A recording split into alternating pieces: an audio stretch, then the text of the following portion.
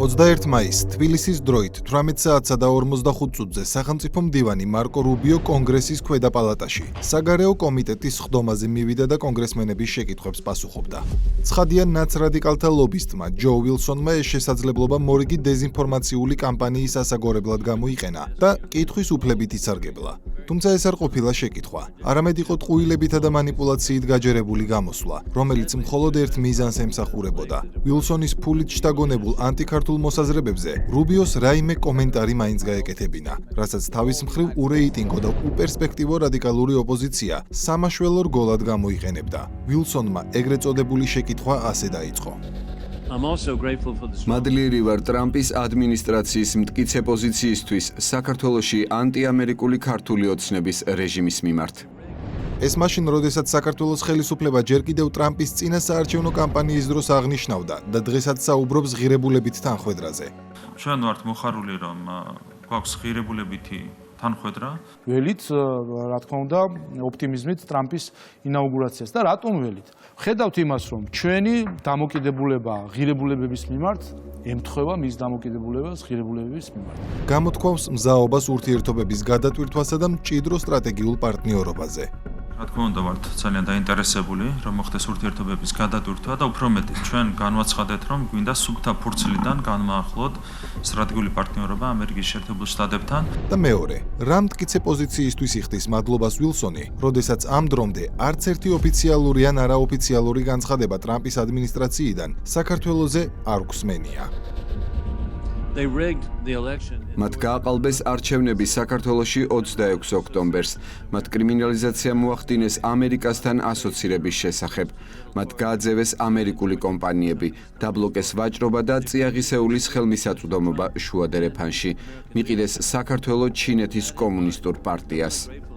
ესეც მორიგი სიცრუე. არჩევნებიდან 7 თვე გავიდა და ვერავინ შეძლო ერთი მტკიცებულების წარმოდგენაც კი არჩევნების გაყალბებასთან დაკავშირებით. ამერიკასთან ასოცირების კრიმინალიზაცია იმდენად აბსურდული განაცხადია, რთულია ჩაწვდე ამ მანიპულაციაშიც კი რას გულისხმობს. ერთადერთი, რაც კრიმინალიზებული იქნა საქართველოში და ამერიკასთან იყო დაკავშირებული, ეს USAID-ისა და NED-ის მიერ დაფინანსებულ სახელმწიფო გადატრიალებაში მონაწილე დამნაშავეების ქმედება გახლდათ. ცნობისთვის, ამ ორგანიზაციებს ბრძოლა თავად ტრამპმაც უცხადა. ვაჭრობის დაბლოკვას რაც შეეხება, მორიგი სიგიჟეა, რადგან საქართველო უკვე 10 წლეულებია ელოდება შეერთებულ შტატებთან თავისუფალი ვაჭრობის შესახებ შეთანხმების გაფორმებას, თუმცა უშედეგოდ. საქართველოს ჩინეთის კომუნისტურ პარტიაზე მიყიდვაც სრული ბოდვა და მანიპულაციაა. ვილსონი საქართველოს გაკრიტიკებას ცდილობს ჩინეთთან სტრატეგიული პარტნიორობის გამო, არადა თავად ტრამპი ცდილობს ჩინეთთან სავაჭრო-ეკონომიკური ურთიერთობების გაღრმავებას. შემდეგ ლობისტმა ვილსონმა ისაუბრა ქუჩის აქციებზე. ეს მცირერიცხოვანი შეკრებები სრულიად ქართველი ერის პროტესტად გაასაღა და მანიპულაციებით მივიდა კითხვამდე. თქვენი ხელმძღვანელობით რა გაკეთდება იმისთვის, რომ სახელმწიფო დეპარტამენტმა საქართველოს ხალხის სახელით რეალური ფასი დააკისროს ანტიამერიკულ ქართულ ოცნებას? როგორც უკვე დეტალურად განვიხილეთ, ვილსონის წინა სიტყვაობა იყო მანიპულაციური და სიცრუეზე დამყარებული. გარდა ამისა, ის საქართველოს აკრიტიკებდა ისეთი პოლიტიკის გატარების გამო, რასაც თავად ტრამპის ადმინისტრაცია ატარებს. ამიტომაც ბუნებრივია იმედები გაუცრუვდა, რადგან მარკო რუბიოს პასუხი ზოგადი აღმოჩნდა, ყოველგვარი კონკრეტიკისგან დაცლილი. დღეს არ მაქვს განცხადება, რას ვგეგმავთ, თუმცა შემიძლია გითხრათ, რომ ეს არის საკითხი, რომელიც განიხილება. რუბიომ მისდა უნებურად ვილსონის პროვოკაციული შეფასებაც ამხილა სიცრუეში, რადგან ხომ გვახსოვს რა თქვა ვილსონმა სიტყვის დასაწყისში. მადლიერი ვარ ტრამპის ადმინისტრაციის მტკიცე პოზიციისთვის საქართველოში ანტიამერიკული ქართული ოცნების რეჟიმის მიმართ. რუბიომ კი მას ასე უპასუხა. დღეს არ მაქვს განცხადება, რას ვგეგმავთ. ანუ არანაირი პოზიცია საქართველოსთან დაკავშირებით არ არსებობს, რაც შესაძლებელია საჯაროდ ითქვას. და მეორე, სახელმწიფო მდივანი ვილსონის მიერ ფორმულირებულ ოცნების ეგრეთ წოდებულ ანტიამერიკულობაზე მხოლოდ ზოგადი პასუხით შემოიფარგლა და ამერიკის ზოგად ინტერესებზე ისაუბრა მსოფლიოში. ამერიკის შეერთებული შტატების მიზნები ჩვენი ეროვნული ინტერესებია. არის ჩვენი ინტერესი, რომ არსებობდეს ანტიამერიკული მთავრობა, რომელიც ხელისუფლებაშია მსოფლიოს მნიშვნელოვან რეგიონში და თუ არა ჩვენ მივიღებთ შესაბამის ზომებს, რათა ამ მთავრობამ ფასი გადაიხადოს და ჩვენ განვიხილავთ ვარიანტებს. დღეს არ მაქვს განცხადება, რას ვგეგმავთ. მართალია რუბიოს განცხადება როგორც ვილსონისა და მისი დამკვეთებისთვის, ასევე ქართველებისთვის არაფრის მთქმელი იყო, მაგრამ რაც ამ განცხადებამ გამოიწვია საქართველოში, ყველაფერს ამბობს იმ პროპაგანდისტულ ქსელზე, რომელიც აქტიურად მუშაობს ადამიანების ტვინის გამორეცხვასა და დეზინფორმაციის მახეში მოქცევაზე. და აი როგორია ეს სქემა, დროის სიზუსტით. თბილისის დროით 18 საათსა და 45 წუთზე დაიწყო მარკო რუბიოს მოსმენა კონგრესში და 19 საათსა და 12 წუთზე ქართულ მედია სივრცეში პირველმა რადიო თავისუფლებამ გაავრცელა ნიუსი, რომლის სათაურმაც იმთავითვე გაუხსნა პროპაგანდას სპეკულაციების მთელი პალიტრა. მარკო რუბიო საქართველოზე არის ჩვენი ინტერესი ანტიამერიკული მთავრობა იყოს მსოფლიოს ამ ნაწილში. რადიო თავისუფლებამ რუბიოს ზოგადი განცხადება ანტიამერიკული მთავრობის არსებობაზე ისე გამოიტანა, თითქოს ეს ქართულ ოცნებაზე ითქვა. არადა ჩვენ ხომ უკვე ვიცით, რომ სახელმწიფო მდივანმა ეს სიტყვები ამერიკული ინტერესების ზოგადი კონტექსტის ასახსნელად ახსენა.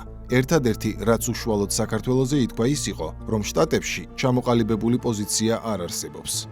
თუმცა ფაქტები პროპაგანდას არ აინტერესებს. მისთვის მთავარი აღქმებია და აქ უკვე მნიშვნელოვანია, ვინ იწყებს ამ აღქმების გენერირებას ხალხში. შემთხვევითი არ ყოფილა, რომ რუბიოს განცხადების ინტერპრეტირება პირველმა რადიო თავისუფლებამ დაიწყო.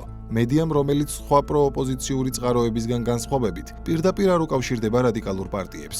აქედან გამომდინარე, რადიო თავისუფლებას განსხვავებით TV პირველის, ფორმულასა თუ მთავარისგან, მეტი ადამიანის დაბნევისა და მოტყუების რესურსი აქვს, თანაც თუ საქმე შტატებს და იქ გაკეთებულ განცხადებებს ეხება. ასე რომ პროპაგანდისტული ორთქმავლის სათავეში სწორედ რადიო თავისუფლება მოაქციეს. 19 საათი და 21 წუთი. რადიო თავისუფლებას ამჯერად ბანერი გამოაქვს სოციალურ ქსელში იმგვარად, რომ პროპაგანდის მიზანი ნათელია. ვილსონის პროვოკაციული შეკითხვა და რუბიოს ზოგადი პასუხი ანტისამთავრობო განცხადებად უნდა შეიფუთოს. რადიო თავისუფლებამ თუ მცირე სიმართლე манипуლაციაში გააზავა, TV პირველმა რადიო თავისუფლების ნახევრად სიმართლე მთლიანად ტყუილში გადაზარდა. შინაარსი გვერდზე გადადეს. მზა პოსტულატი მოიგონეს და პირველად გავრცელებული ინფორმაციიდან 10 წუთში სოციალური ქსელი ტყუილით ააჭრელეს. 19 საათსა და 24 წუთზე TV პირველმა დაწერა სტატია სახელწოდებით მარკო რუბიო, ქართული ოცნება ანტიამერიკული ძალაა. 19 საათსა და 31 წუთზე მეტი თვალსაჩინოებისთვის სოцქსელში დადეს ბანერი იგივე შინაარსით. ჩვენ უკვე ვიცით, რომ მარკო რუბიოს მსგავსი რამ საერთოდ არ უხსენებია, მაგრამ ახლა ხომ 21 მაისზე ვსაუბრობთ, როდესაც რუბიოს პასუხიდან სულ რამდენიმე წუთია გასული. ასეთ დროს ბევრი ადამიანისთვის რთულია გავრცელებული ინფორმაციების უმალ გადამოწმება. შესაბამისად, პროპაგანდისტებისთვისაც ხალხის ემოციებით თამაში, დეზინფორმაციის გზით გაცილებით მარტივი ხდება, მისი გავრცელებიდან პირველივე წუთებსა თუ საათებში. ამიტომაც პროპაგანდა დროს არ კარგავს. 19 საათი და 32 წუთი. TV პირველს უერთდება მთავარი. 19 საათი და 33 წუთი. პროპაგანდისტულ ხაზს აგრძელებს ფორმულა. სოციალურ ქსელში ელვის უსწრაფესად გავრცელებული манипуლაციების ფონზე საჭიროა პროპაგანდის ახალ საფეხურზე გადაყვანა. მსმენელმა, მკითხველმა თუ მაყურებელმა ფიქრისთვისა და დასკვნების გამოტანისთვის არ უნდა მოიცალოს. შინაარსი მაქსიმალურად უნდა იქნას იგნორირებული და მხოლოდ მზა, მარტივი პოსტულატები მიწოდებული. სწორედ ამ დროს ჩნდებიან მიკერძოებული ეგრეთ წოდებული ექსპერტები მათი აპოკალიფტური პროგნოზებით. ხადია ჩვენ მას დაუსვამთ კითხვას ამ განცხადების შესახებ, რომელიც ეკუთვნის რუბიოს. ის ადამიანი, რომელსაც ხორს ეძახიან ჩინეთთან დაკავშირებით და რუსეთთან დაკავშირებით, ამიტომ მას გამოცდილება აქვს ქართულ საკითხებზე მუშაობის და მან ძალიან კარგად იცის რაც ხდება საქართველოში. ამიტომ ჩვენ უფრო მკაცრ დამოკიდებულებას უკვე კონკრეტულ ნაბიჯებს უნდა ველოდოთ. ბუნებრივია, რომ ეს მოსალოდნელი იყო ის, რომ დემოკრატიის უკუსლა, ქვეყანაში ხელისუფლების ძალაუფლების უზურპირება, ძალადობა, ეს ყველაფერი რა თქმა უნდა აღიქმება როგორც არა მხოლოდ ანტიამერიკული, არამედ ანტიქართული ქმედებებით, პირველ რიგში ანტიქართული ქმედებები და ამიტომ მე პრაქტიკულად ჩემთვის მოსალოდნელი იყო ასეთი ტიპის განცხადება. შტურმი სოციალურ ქსელში, სტატიები, ბანერები, პოსტები, რომელიც რადიო თავისუფლების манипуლაციით დაიწყო, გაგრძელდა ექსპერტებით და სწორედ ამის შემდეგ ერთვებიან საქმეში უკვე ადგილობრივი ურეიტინგო ოპოზიციონერები, ანუ ვილსონის განცხადებისა და სოцქსელებში დაწყებული ცრუ პროპაგანდის მთავარი ბენეფიციარები. და ისინიც ცხადია აჟღერებენ იმ განცხადებებს, რის გამოც სულ თავიდან მათმა ლობისტმა კონგრესმენმა შოუ დადგა მარკო რუბიოსთან. ეს არის პრაქტიკულად ტრამპის ადმინისტრაციის შეფასება უკვე ქართული ოცნების რეჟიმის მიმართ და ეს შეფასება არის რამდენიმე სიტყვაში, რომელიც არის ძალიან მძლავრი. ხო, ეს არის ანტიამერიკული მთავრობა. რუბიოს განცხადება ამ თვალსაზრისით არის ძალიან კაფიო, მნიშვნელოვანი გზავნილი და ფიქრობ ამას მოყვება უკვე შემდგომი კონკრეტული ნაბიჯები და განცხადებები. სამწუხაროდ ეს სრულიად მოსალოდნელი პოზიციაა შეერთებული შტატებისგან, იმიტომ რომ ივანიშვილის რეჟიმი არალეგიტიმური რეჟიმი ადგას იმ კურსს, რომელიც პირველ რიგში საქართველოს ეროვნულ ინტერესებს უპირისპირდება. რეჟიმს, რომელიც აუქმებს ქვეყანაში დემოკრატიულ სივრცეს, არანაირი შანსი არ აქვს, არანაირი ურთიერთობების გადატვირთვის. სწრაფად უნდა ჩაინიშნოს ქვეყანაში ახალი არჩევნები. გადატვირთვა, რა თქმა უნდა, შესაძლებელია, ოღონდ როგორ? ახალი არჩევნებით, ახალი წესებით და ახალი გარემოთი.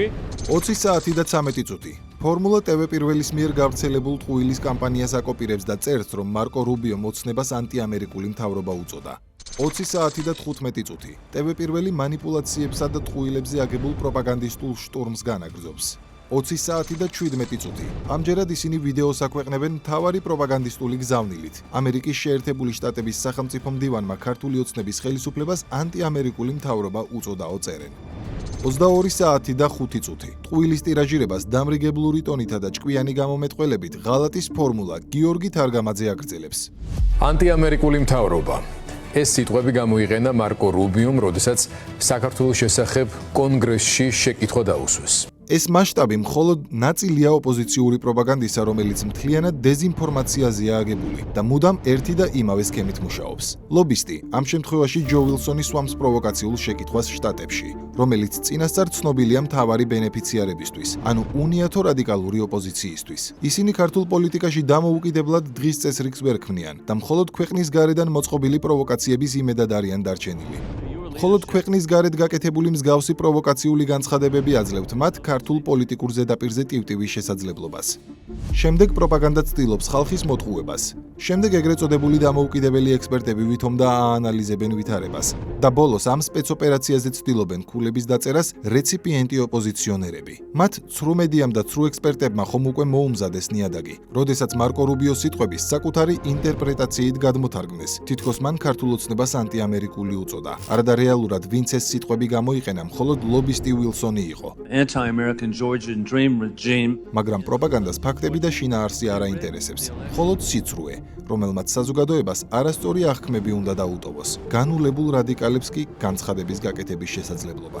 რამხელა ტრაგედიაა ჩვენი ქვეყნისთვის, რომელიც შუქურაა მართლა ამ რეგიონის ყველა თვალსაზრისით, რომ ანტიამერიკული მთავრობა თქოს პირველად ჩვენზე. ამერიკის შეერთებული შტატების სახელმწიფო მდივანმა ღიად დაადასტურა, რომ დღეს საქართველოს ყავს ანტიამერიკული ხელისუფლება. მან ასევე ახსენა ის, რომ ამერიკის შეერთებული შტატები განიხილავს ყველა ზომას იმისთვის, რომ ფასი გადაიხადოს ანტიამერიკულმა მთავრობამ. ქართულ ოცნებას ის მიიცნობს როგორც ამერიკის ინტერესების საწინააღმდეგოს.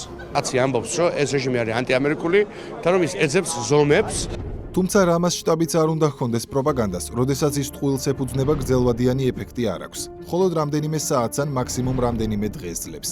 მარკო რუბიოს განცხადების იმგვარად გასაღება თითქოს მან ქართულ ოცნებას უწოდა ანტიამერიკული, თავად ოპოზიციამ ამხილა მალევე. დავაკვირდეთ, როდესაც პროპაგანდა ზენიტში იყო, თინა ხიდაშელმა თქვა.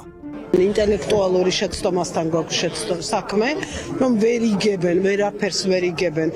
ყველაზე ცუდი ამბავი საქართველოსთვის იქნება, რომ ქართულმა ოცნებამ მორიგჯერზე ვერ გაიგოს, ეს ძალიან პირდაპირ გზავნილი.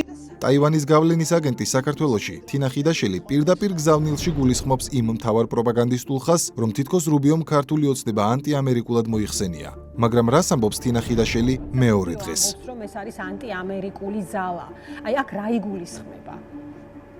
ხო, რუბიოს ეს არ უთქვამს, ჯერ დავიწყოთ აქედან. ხო, გასაგებია რა ტიპის. რუბიოს არ უთქვამს, რომ ქართული ოცნება არის ანტიამერიკული ზალა, ძალიან გულით მინდოდა რომ ეთქვა, მაგრამ ეს არ უთქვამს. მთელი 21 მაისის საღამოს პროპაგანდისტული კვამლი ერთ დღეში გაქრა, რადგან საზოგადოებამ მიიღო სრული ინფორმაცია. თავად მოусმინა მარკო რუბიოს განცხადებას. მიხვდა, რომ ჯო ვილსონი ყოველ სიტყვაში იტყუებოდა. იმასაც მიხვდა, რომ ტრამპის ადმინისტრაციას ჩამოყალიბებული პოზიცია არ აქვს საქართველოსთან დაკავშირებით და მთელი ეს საპნის ბუშტი ვილსონით დაწყებული ქართველი რადიკალებით დასრულებული ერთ წამში გასკდა. დამსხრეული პროპაგანდისტული გეგმის გამთელება შტატების საელჩომ სცადა, თუმცა მხოლოდ ზოგადი პოსტი გამოდო ვილსონის კითხვისა და რუბიოს პასუხის თარგმანი. მაგრამ საინტერესოა, რატომღაც ვილსონის კითხვა სრულად არ თარგმნეს. თანაც სწორედ ის ნაწილი, სადაც ვილსონი საქართველოს უსაფუძვლოდ აკრიტიკებდა და დადასტურებულ ტყუილებს ავრცელებდა. სინამდვილეში, სწორედ უილსონის ტყუილები და რადიკალების საკუთარ თავთან წინააღმდეგობაა ის, რაც მუდმივად განაპირობებს მათ წარუმატებლობას. როდესაც ჯო უილსონმა მარკო რუბიოს კონგრესში ქართულ ოცნებაზე ასეთი რამ უთხრა, ქართული ოცნება ანტიამერიკული ძალაა. მათ არაერთხელ შეურაცხყვეს პრეზიდენტი ტრამპი და ამერიკის ხელმძღვანელობა. ყველასთვის ცხადი იყო, რომ მოიტყუა. რეალურად ერთადერთი, ვინც საქართველოში ტრამპს შეურაცხყოფდა, სწორედ ის ოპოზიციონერები არიან, ვინც დღეს პოლიტიკური დივიდენდის მისაღებად საკუთარ თავს უარყოფს და ტრამპის ფოტოებით დარბის. უილსონი კი მათ ლობირებს. არსებობს ყალბი ამერიკაც. ეს დონალდ ტრამპია. სოფლიო მასხარას ეძახდნენ წლების განმავლობაში, მაგრამ ეს კლოუნი ბოროტი კლოუნი აღმოჩნდა. მაინც რაღაც ოლიგარქიული ინსტინქტები ტრამპს არ პირად ურთიერთობებზე მაღლა დააყენა თავის პირადი ინტერესები. ჩემი ქვეყანა არასდროს ყოფილა ისეთი რუსული, როგორც ტრამპის დროს. ყველაზე სუსტი პრეზიდენტი ამ მხრივ. ტრამპი დემოკრატიის ის შეცდომაა, რომელიც ხდება ხოლმე. ის რაც გააკეთა პუტინთან ძალიან ახლო ურთიერთობაში მყოფმა ამერიკის პრეზიდენტმა არ დაუშვათ ხელისუფლებაში ოდიოზური და გაუწონასწორებელი პიროვნებები, როგორც სამწუხაროდ ბატონი ტრამპი აღმოჩნდა. რაც ვერ გაითვალისწინა რუსეთმა და რატო დასრულდა საბოლოოდ ფიასკოთი მისი ეს პოლიტიკური პროექტი. ჯო ბაიდენი არის ამერიკის შეერთებული შტატების შემდეგი პრეზიდენტი. როგორი უპრინციპო და ფლიდიცაა ოპოზიცია ქართულ ხალხთან, ისეთივე ფლიდი ლობისტი ლობირებს მათ კონგრესშიც. უილსონის მიერ ფულით შთაგონებული ეგრეთ წოდებული კრიტიკული ცრუგანცხადებები მხოლოდ მაშველი რგოლის გადაგდებაა რადიკალებისთვის, მაგრამ ფსკერისკენ მიმავალ პოლიტიკოსებს ვერ შველის. არ იყო სათანადო პასუხი, რასაც ის და მისი დამკვეთები ელოდნენ მარკო რუბიოსგან.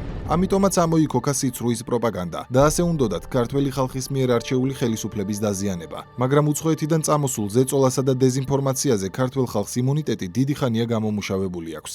ქართველი ხალხისა და ხელისუფლების მჭიდრო კავშირი ჯერ კიდევ ბაიდენის ადმინისტრაციის დროს ვერ დააზიანეს მაღალი თანამდებობების პირების მიერ გაკეთებულმა პირდაპირმა მუქარებმა თუ მწვავე განცხადებებმა. იქნებოდა ეს სახელმწიფო მდივანი ბლინკენი, სახელმწიფო დეპარტამენტის წარმომადგენელი მეთიუ მილერი, ბაიდენის მრჩეველი სალივანი თუ თვით პრეზიდენტი ბაიდენი. და ახლა რადიკალებსა და მათ ლობისტებს იმედი აქვთ, რომ ქართულ ხალხზე მარკო რუბიოს მიერ გაკეთებული ზოგადი განცხადების ინტერპრეტირებითა და გაყალბებით მოახდენენ გავლენას. თუმცა ფაქტია, რომ მათ იმედებს მორიგ ჯერზე წარუმატებელი მცდელობის სახელი დაერქვა.